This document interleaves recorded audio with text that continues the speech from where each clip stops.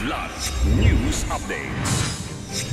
Mga balita ngayon, 16 na miyembro ng Dawla Islamiyah Hassan Group, voluntaryong sumuko sa Maguindanao del Sur, mga armas, isinuko rin. Command conference na pinangunahan ng ICI sa Camp Crame, tumutok sa ebidensya at targets. Whole of government at whole of nation approach sa pagbaha sinimulan sa Metro Manila, mga iba pang lugar isusunod na.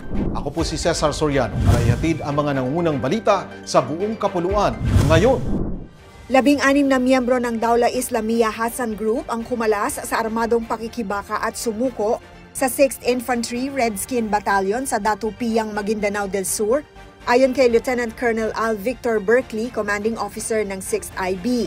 Sa presensya ni Brigadier General Edgar Catu, Commander ng 601st Brigade, isinuko ng grupo ang isang M16A1 rifle, 260mm mortar, 4 na RPG, sniper rifles, M79 grenade launcher, at iba pang high-powered firearms.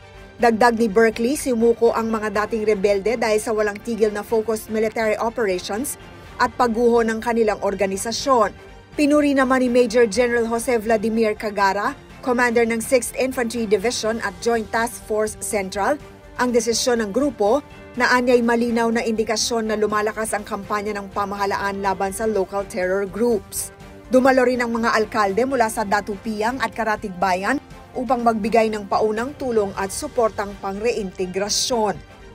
Nagsama-sama ang Independent Commission for Infrastructure o ICI at mga pangunahing ahensya sa Camp Crame nitong Miyerkules para sa isang high-level command conference na nakatutok sa pagbubuo ng kaso laban sa mga nasa likod ng flood control anomalies. Sentro ng pagpupulong ang pagsuri sa mga pangunahing ghost projects, pagpapalawak ng investigasyon sa ibang probinsya at pag-aayos ng koordinasyon sa mga engineering, audit at intelligence teams na hahawak sa inspeksyon, dokumentasyon at paghahain ng kaso. Kasama sa briefing ang Ombudsman, DOJ, NBI, PNP, AFP at DPWH na nagsumite ng consolidated findings para sa unang bugso ng non-bailable charges. Kinumpirma naman ni DPWH Secretary Vince Dizon na kabilang sa unang kakasuhan sina Zaldico, dating engineer Henry Alcantara at mag-asawang Curly at Sara Discaya dahil sa maanomalyang proyekto sa Bulacan.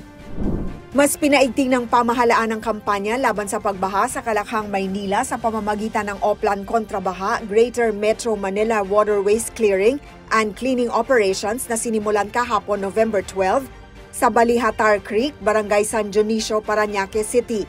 Inilunsad ang programa ni Pangulong Ferdinand Marcos Jr. at pangungunahan ng Department of Public Works and Highways o DPWH, Metropolitan Manila Development Authority o MMDA, katuwang ang mga lokal na pamahalaan at pribadong sektor. Ito ay nakatuon sa regular na paglilinis ng mga ilog, estero at kanal upang mapanatiling maayos ang daloy ng tubig at maiwasan ang pagbaha sa mga mabababang lugar. Saklaw nito ang higit 142 kilometrong mga daluyan ng tubig at 333 kilometrong drainage systems sa Metro Manila. Kasabay rin ang clearing operations sa Valenzuela, Manila, San Juan at Las Piñas.